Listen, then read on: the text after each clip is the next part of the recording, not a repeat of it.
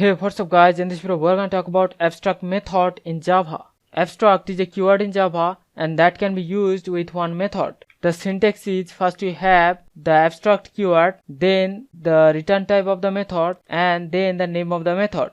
And after that, inside the parentheses we have the argument list, and we have to close the statement with one semicolon at the end. Like an example, we can create one abstract method area. So we have to write abstract void area, and we have to close that with a semicolon at the end. And this way we can create one abstract method. The main properties of the abstract method is: number one, the abstract method do not contain any definition.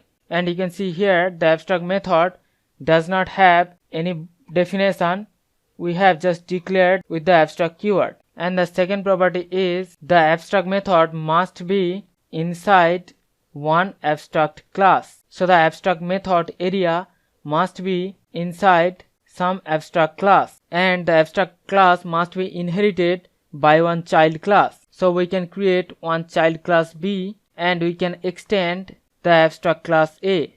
Now it is the responsibility of the child class to provide definition to the abstract method of the parent class. If the child class does not provide definition to the abstract method, then that child class also has to be declared as an abstract class.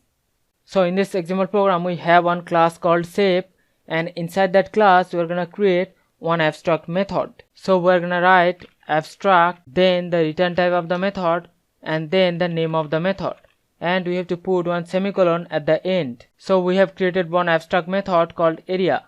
Now because this is one abstract method, this abstract method must be inside one abstract class. So we have to declare that class shape as an abstract class. So I'm gonna write abstract class shape. Now we have to inherit that abstract class to one child class. So I'm gonna write class rectangle extends shape. So the class rectangle is inheriting the abstract class shape, and the class rectangle has two member variables, length and breadth, and the constructor of the class is used to initialize those two member variables. Because the class rectangle is inheriting one abstract class, so it is the responsibility of the subclass to provide definition to the abstract method of the parent class. So I'm going to write void area, and this method will print rectangle area, and it is going to print the product of length and breadth. So the subclass rectangle is providing definition to the abstract method